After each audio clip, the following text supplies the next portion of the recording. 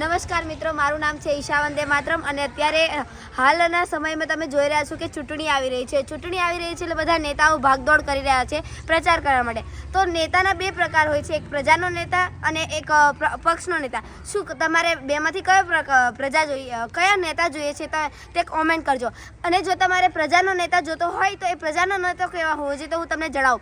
પ્રજાનો નેતા જે આપણું કામ કરતો હોવો જોઈએ, આપણે કહીએ કરતો હોવો જોઈએ. જેમ કે વીજળી છે, જે અમુકના ઘરમાં વીજળી નથી આવતી એ નેતા તમને કરી આપતો હોવો જોઈએ. રોડ રસ્તા સારા કરી આપતા એક પ્રજાનો નેતા કહેવાય. પણ જે પક્ષનો નેતા હોય છે, જ્યારે ચૂંટણી હોય છે ત્યારે દારૂ ચવાણા વેચીને તમે એમની વાતમાં આવી જાઓ છો, એ તમારો મોટો ગુનો છે. પછી તમે કહો છો કે આપણી સરકાર આવી છે તેવી છે, તો ગુનો તો તમારો છે કે તમે પક્ષનો નેતા ચૂનો છો, જ્યારે અમુક જે હોય છે તે પ્રજાનો નેતા ચૂને છે. તો અત્યારે ચૂંટણી આવી રહી છે. ખેડા અને ખંભાત માટે તો સારો મોકો છે કે મહિપતસિંહ ચૌહાણ લડી રહ્યા છે. શું તમારે પ્રજાનો નેતા જોતો હોય તો તમે મહિપતસિંહને લડી શકો છો. શું તમારે સારું વર્કરોને સારો પૈસા, સારું વેતન જોઈએ છે? શું ખેડૂતોને સારું વળતર જોઈએ છે? ખેડૂતો માલ વેચીને જે સારું તેમને વળતર નથી મળતું, તો તમે છૂટો મહિપતસિંહ તમને અચૂક તમને લેવડાવશે અને તમારા ભાગનું છે તો તમને અપાવશે. અને એવી જ રીતે શિક્ષણનો પણ મુદ્દો છે. શિક્ષણની અંદર પણ તે તમે જોવો છો કે શિક્ષણ જ કલ્યાણ સંકુલની એક સંસ્થા ચલાવે છે, જ્યાં 642 બાળકો માતા પિતા વિહોણા ભણી રહ્યા છે. શું આવો નેતા બધાને જોઈએ છે? શું આવી રીતના એ કામ કરે છે? તમને ગમે છે તો ચૂંટો મહિપતસિંહને. શું લે તમે બીજાની વાતોમાં આવીને બીજા નેતાને ચૂંટો છો? સારું કામ કરે છે, સારી રીતે તમને તમારા જે આપણા લોકોને જે છે તે તમને અપાવડાવે છે, તો શું લેવા તમે બીજાની વાતોમાં આવીને તમે એ જે સારું કામ કરે છે તેને ભૂલી જાઓ છો ને બીજાની વાતોમાં આવીને તમે એને ગમે તેવું બોલો છો. પણ એ શું તમને કામ કરે છે? તમે જોયું છે એ જ્યારે તમને કહે છે ત્યારે તમે સાંભળો છો, ત્યારે શું તમે જોયું કે તમને શું મદદ કરાવે છે, સારું કરાવે છે? તો તમે તમારું પહેલાં જુઓ, તમારું જે મગજ છે એને તમે તસદી આપો અને જુઓ. આપણા દેશની અંદર ઘણા બધા એવા લોકો છે કે જે સારું કરે છે, પણ તમારે 2-3 મહિના સાટું જે તમને તમારી સારું કરી આપે છે અને તમે નેતા બનાવી દો છો. એ તમારી વાત ખોટી છે. જે સારું કરે છે તેને આપો વોટ.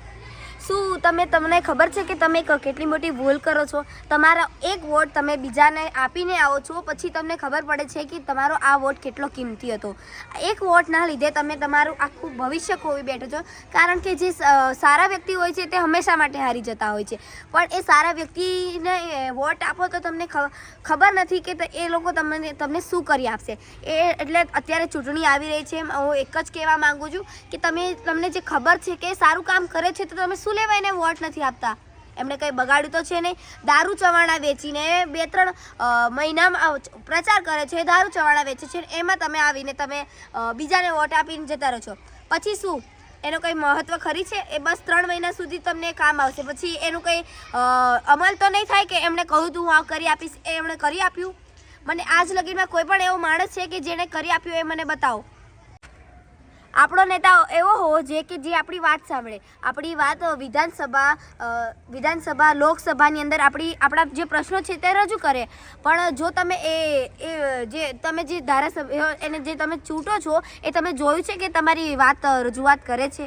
શું તમે જોયું છે કે તમે એને કહ્યું હશે ને 2-3 દિવસની અંદર તમારા સમસ્યાનું સમાધાન થયું હોય?